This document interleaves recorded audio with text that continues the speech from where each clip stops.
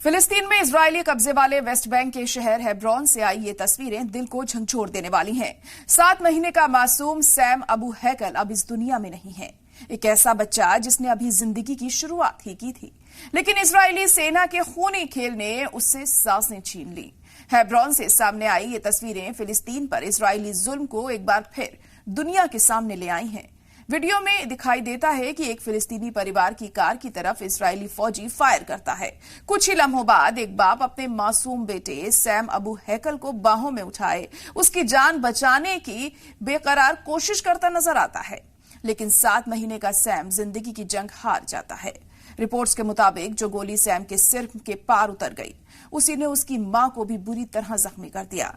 फिलिस्तीनी हल्के इस मौत की पूरी जिम्मेदारी इजरायली फौज पर डाल रहे हैं और सवाल कर रहे हैं कि आखिर एक मासूम बच्चे से ऐसा कौन सा खतरा था जिसका जवाब गोली से दिया गया।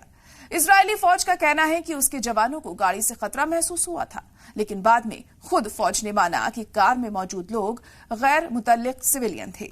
अब जांच की बात की जा रही है, मगर फिलिस्तीनी परिवारों के लिए सवाल वही है, क्या एक और मासूम की मौत सिर्फ एक और तहकीकात बनकर रह जाएगी? सैम अबू हैकल अब इस दुनिया में नहीं है, लेकिन उसकी खामोश तस्वीरें दुनिया से पूछ रही हैं, आखिर फिलिस्तीनी बच्चों का कसूर क्या है?